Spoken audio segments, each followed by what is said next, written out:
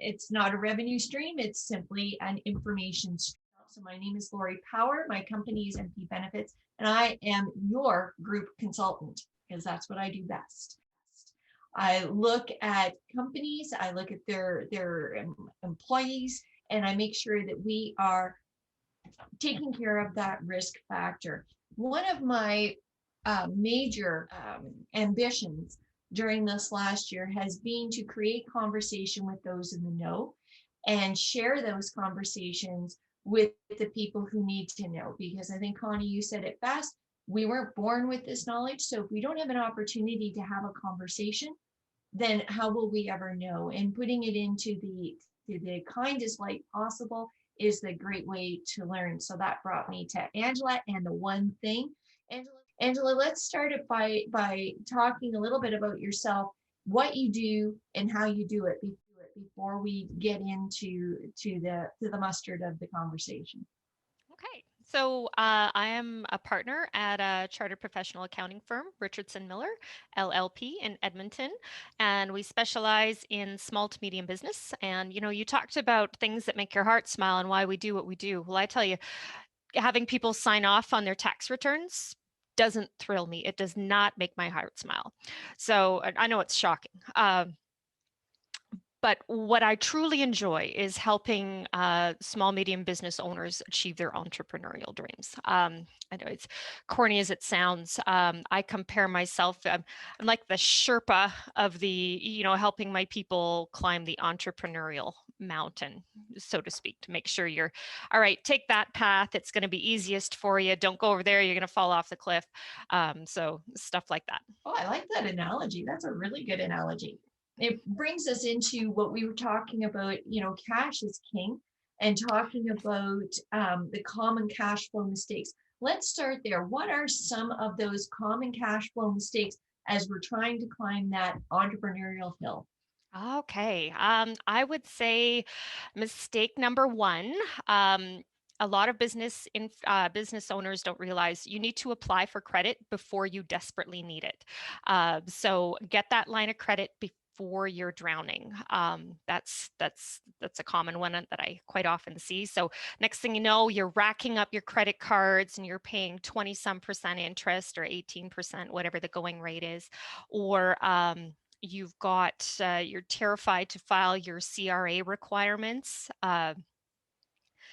because you just don't want to receive the bill. But meanwhile, next thing you know, CRA is seizing your bank accounts and you've got all these penalties and extra interest charges that aren't even deductible for tax.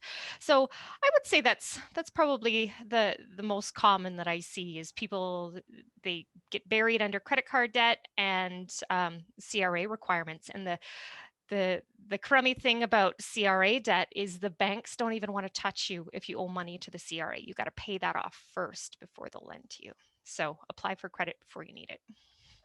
You know what, when we're kids and we're, told, the guy under the bed, the shadow, the boogeyman, whatever you want to call them, like to me as a business owner, at CRA, I think they are the biggest fear ever. Like you get to this time of year and like, even though you've done things right, you're just like, oh my God, what are they going to come back with this time? And how many of your clients do you reassure them that everything's going to be taken care of, and if something happens with CRA, you're there, you're that warm blanket that's going to keep them? Oh my gosh, it's funny. You receive that envelope in the mail and immediately you go, but 9 times out of 10, it's fine. It's easily dealt with. The key is to deal with it right away. You don't want to hide from it. Open the envelope, read it, deal with it, because a lot of times that stuff is time sensitive. And if you wait too long, there's nothing we can do about it. But yeah, we go to bat with CRA for our clients all the time. They're constantly reassessing things incorrectly.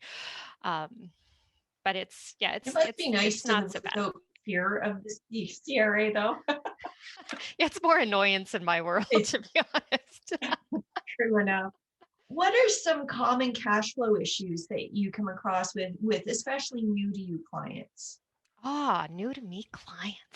Let's see. Um, I think business owners, they tend to they get involved in the day-to-day stuff, and they do what they do in their business really, really well, without necessarily thinking about the bigger picture and the business maintenance stuff that you have to do. I'll give you an example. I've got a trucking company. Love the guy to bits. He's but terrible at business. He he called me up one day. Oh, I need more money. I need more money. I need more money. Well, he was so busy in his business, he went 6 months without invoicing his customers. 6 months. Yeah, that's right, Murray. Like, holy man, how does that happen? Why are you doing what you do if you're not going to get paid? It makes no sense. So just paying attention to the little things. It's a common issue when you're growing really quickly. Just losing track of stuff that you need to do. So you're filing, or maybe you're not paying attention to your bills as closely as you should be, or you're not paying attention to how quickly your customers should be paying you. I think, well, you mentioned, Murray, I think holds his head like that because we've had conversations, Murray, where we said, as business owners, how easy is it for us to put everything in silos? And when you put things in silos, just like with your policies and your guidelines, then you can get messed, right? I've got my policy and guideline for here. I've got my cash flow associated with this part of my business, but I don't have it for this and this because I haven't thought to look into that. When you're working with a client, how do you get that overall picture coming to the table on a continuous flow so that you can look at those various aspects? If with doing their year end, I can see the big picture. I can see some of the details, and depending on the client and our level of involvement, so we can offer all kinds of practical type tips. What's an interesting process that we can go through is it's called the power of one analysis. So if you were to change just tiny little incremental aspects about your business and how you run things, it can make tremendous impact on your bottom line. So if you were to collect your receivables just one day sooner, if you were to hold off paying your payables just one day more, if you were to increase your revenues even by 1%, or shave 1% off of your overhead, shave 1% off of your cost of goods, what kind of impact can that be? And what can your cash balance be at the end of the year versus, dipping into your line of credit and violating all your banker's loan covenants? So when you're going through that power of one, Angela, so I bring you my year end, you're going through, you get that nice high level. How do you make somebody like me understand that one day sooner, that one day later, that like how does that work? Take me through that process. Okay. See if I should take a piece of paper or a ruler. Okay. Say for example, let's go back to our trucking friend. And you've sent out an invoice because he's hired somebody to help him. And it takes maybe 45 days to collect that accounts receivable. If you think about it in terms, all right, I have to pay my drivers within 30 days. I have to pay my rent, or I have to pay for the fuel bill. I have to pay this, that, and the other thing within 30 days. So you are literally financing 15 days of your revenues. So if you think in terms of a company that's growing really, really quickly, if you're constantly having to finance, that 15 days, 15 days, another 15 days, another 15 days, eventually you run out of money. Yeah. And that's why you end up in situations where, oh my gosh, I'm making so much money, my revenues are increasing. Why do I have no cash? What's going on? Why can't I afford to pay my source deductions for my employee? And this is how people tend to get into real trouble with Canada Revenue Agency, is because they grow so fast and they're not on top of, basically they have to finance all their new revenues. So eventually you hit the wall and you just can't obtain any more revenue or any more financing to be able to afford to grow more. that make sense? That makes a So lot of sense. So, if we you're, talked about, yeah, we talked about that cash conversion cycle. And I've heard it, I've heard the Dell example. Anybody here familiar with the Dell example when it comes to the cash conversion? So when Dell first started by giving the personal PC to the house, they would have the pre-built system, and then you would order that system, and then they would deliver it to your house, and off you go.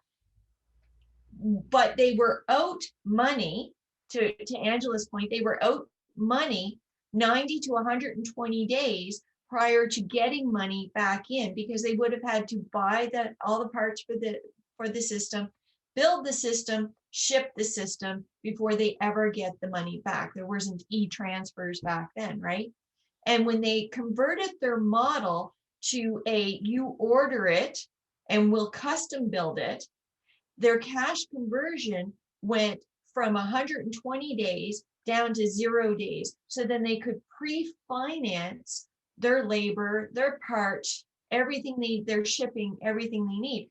So when you're having a look at any business coming in, including the trucking company, that sounds to me like you're looking at it, that one thing that's going to make that cash conversion cycle slip down Mhm. to meet their needs. Yeah, because if you can shrink that cycle down as low as possible, suddenly you have so much more money, well, to be able to uh, take it out and go on a holiday or someday.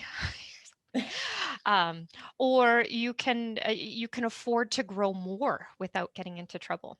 So what's your number one when people start to, when you start to talk to people about that? Number one, my assumption is, they will give you a bit of resistance on that, on all the reasons why they can't do it. Um, well, they talk about being busy. Sometimes the answer is just hiring the people to get you to help. Be proactive. I find quite often if I can show them that Power of One analysis report and they can see in front of them the graph of how much money they're going to need to be able to finance growth, it tends to click a little bit more versus the, oh, you should, you should, you should. If you can see it in black and white or the lack of red, so to speak, then people are a little more receptive to the idea. And it's when you can show them numbers, the excuses tend to go away. And sometimes not everything in the Power of One analysis is possible. In Alberta right now, increasing your revenues may not be an option. Um, decreasing your cost of goods may not be an option, or maybe you're already holding off paying your suppliers as long as you can before they get really angry with you. But what can you do? Can you be proactive with collecting your receivables sooner? Sometimes it's as simple as picking up the phone and saying, hey, did you receive my invoice? Great. Any problems with it? Awesome. Just want to make sure you have it. That little extra step to make sure that it gets on top of the to pay pile for your customers. Um, And making it easy to get paid too, I think yeah. is a big deal. Yeah. If your whole business is still based on the invoice and the check and the mail system, I don't know about you guys, but mail has been horrendous this last year. Crazy, crazy slow. So, do you walk them through, and this is the tie-in for Connie, do you walk them through that technology of how they're getting paid and how that can help streamline? Yeah, for sure. Electronic delivery systems, whatever it happens to be, even e-transfers. It doesn't have to be difficult, but it avoids the check is in the mail and it's 3 weeks later. Okay, the check must still be in the mail. I haven't received it yet. What's going on? What about e-commerce, when you have some businesses that are transitioning to e-commerce, especially the last year during the pandemic, and they take their goods and services from being in the house, so to speak, like in the storefront, to moving it online. How has that helped with the Power of One? Well, if you've got a storefront, people are paying you for your product right away anyway. And e-commerce, you get paid and then you ship out your gift or your goods. Um, I would think maybe some shaving off the overhead costs have probably been pretty helpful with that. Because your accountants to me are just one step below CRA in scary. Thanks, Lori. Boy, I like the joke. What are your thoughts, Angela? Like my lawyer doesn't bill me in arrears. He says, pay me some money, I'll put it in escrow or whatever it's called, and I'll draw into that as I do work for you. What do you think about the pay in advance model? I think it's brilliant if you want to you know. All right, let's go back. I think it's brilliant because number one, your customers can expect, if you're paying monthly, that's a pretty common model. I know in the accounting world, there are a lot of systems where people just, here's $300 a month or whatever it happens to be. From the person receiving that, it's a good thing because, of course, your bank balance is always full. So it's phenomenal for cash flow. I have seen the flip side of that, though, where the professional just receives their monthly check and there are no deliverables at the end of it. So there's no incentive for them to actually get the work done. So if your professional or the person you're paying monthly is actually doing what they say they're doing, I think it's a great model. But for the person who's paying in advance but receiving nothing, it's not so good. That's good advice, and I appreciate that. And it's funny you should mention. It's funny you should mention $300. That's my goal. If I have 100 clients paying me $300 a month, I'm making $1 million a year. That's fantastic. Mm-hmm. Go ahead, Mark. Sure. Angela, have you noticed any of your clients sort of cash flow being affected by the money coming in from the government? And what do you foresee, happening with a lot of these businesses once those subsidies stop flowing? Great question. I'm seeing a little bit of everything. I am seeing people receiving the subsidies and being able to get creative with their business and do exciting things. I think entrepreneurs in Alberta are very, very, very resilient and very resourceful, and they're doing phenomenal things. I think I've got an engineering firm that went from oil field to designing respirators. So really cool stuff is happening. I see some other folks that are, it's a little scarier with the lockdowns, especially once the subsidies stop, they could be in real trouble. Hopefully by then everybody will be opened up and back to normal, so to speak.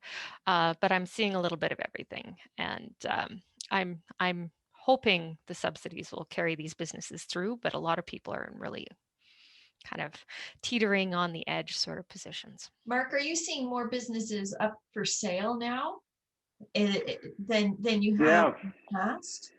I don't know if there's more up for sale per se, but we certainly are seeing a lot more come to the table, maybe a little bit too little, too late.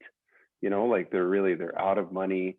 They've been bleeding for several months, and they're coming to us saying, hey, help me do something with this. And it's almost like, well, maybe we should have talked a year ago or even 6 months ago or whatever it is. And now it's just become a distressed sort of asset sale.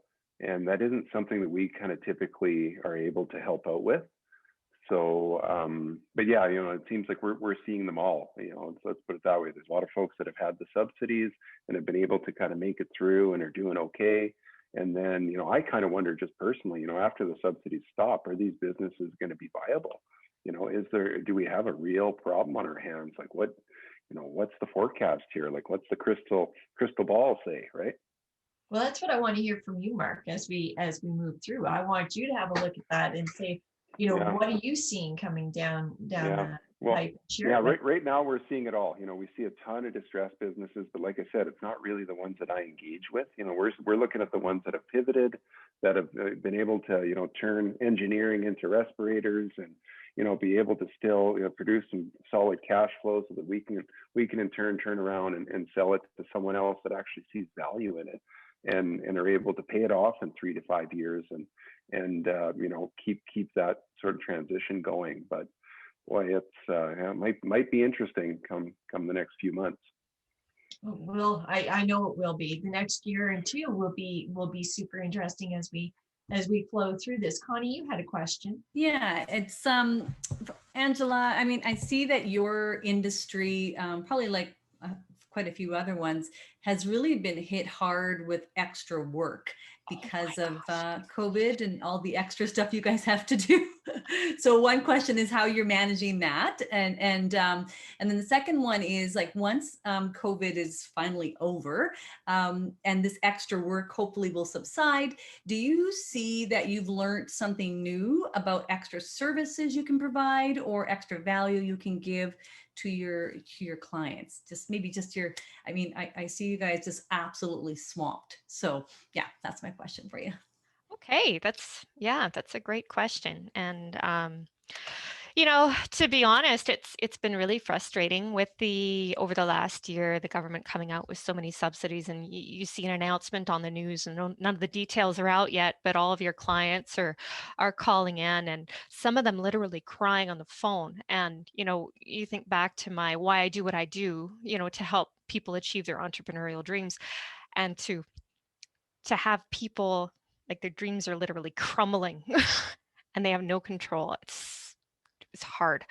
Because you know, you get to really, I like my people, you know, I like my clients, and a lot of them I've been dealing with them for over 15 years. So it's been really hard. With the amount of work, you think of your T4s. I don't know if you've taken a look at them. They're 4 extra boxes that you get to enter into every single slip that was prepared. And the loan applications, the subsidy applications. February was pretty taxing, pardon the cheesy pun.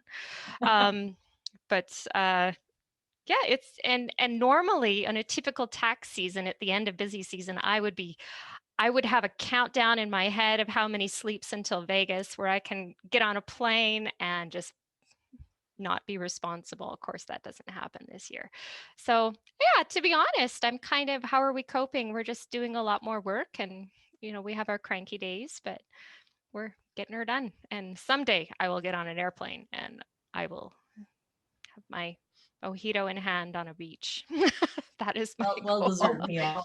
Yeah. But there must be new opportunities for you too, like that have come out of this, because I know for myself, I mean, I know accounting, I actually teach QuickBooks to a lot of my clients, but I don't want to do those T4s. I don't want to do the wage subsidies. Can I? Sure. But that's not using my talents in the right way. So I say to my accountant, you can do it. Of course I will pay you. And it's just kind of like, are you kind of seeing that like maybe there's more things that, you know, you guys can expand your practices, or maybe you can teach, I don't know, others on how to do some of these things and take on more stuff? We've always sort of had that, the consultancy type approach where whatever you need, we can roll with it. So we've always done that, whether people need to be taught how to you do this. If it makes sense for them to take on a task on their own, we'll teach our clients how to do it. And yeah, playing therapist quite often and guiding people through difficult situations of, have you thought of this? Have you thought of that? We've always done that. It's just, I guess, the volume of the stuff that we're doing has increased. Yeah, you'll also, Angela, you'll also do that CFO position within companies as well. You know, that one day come in, you know, on a regular basis and keep them up to speed until they're ready to hire in that position. Do you not? Is that not part of your practice? Yeah. So basically, whatever you need, if it's in the accounting realm, we'll either help you with it or we'll find somebody who can. I believe that, you know, every business is different. Every business owner is different. And if you think back to, you know, that Tupperware toy when you were a kid and you had to shove the little shapes into the holes that are the same shape. Well, it's, I think if you have just a classic model, it's like, if you're not flexible with your clients, it's like trying to shove the triangle into the circle. It just won't go. It's not going to work. nobody's going to be happy. Nothing great is going to be achieved. So it's, yeah, we're pretty flexible with our services, and That's where I always bought the whatever. Play-Doh, right? Like you just put the Play-Doh out with those shapes. If the shape didn't fit, you just slam that Play-Doh right in there and it took the shape you wanted. That's what I'm seeing you do. I'm seeing you come in and you go, okay, great. You don't have that triangle. I'm going to be Play-Doh today and I'm going to go through and fix that problem. But I want to circle back to Marie's comment because I was thinking about that $300 a month, Murray, on that retainer kind of membership, not membership, but you know how some people do that membership or belong to, because it stands outside of the model that we use in our business. My question is with regards to CRA and auditing, does he have to do monthly invoices then, or monthly accounting back to these clients? You probably know this answer already, Murray, but thought I'd ask the accountant. Does he have to report each month to every client who keeps him on a retainer on what has been used?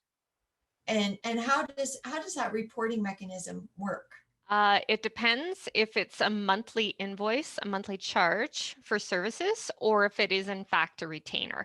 If you're giving somebody a retainer of, say, couple grand, then it's just funds held in trust, and there is no GST withheld on that. It's technically not income, because if you don't do anything to earn that couple grand, well, you got to give back, right? It's funds held in trust.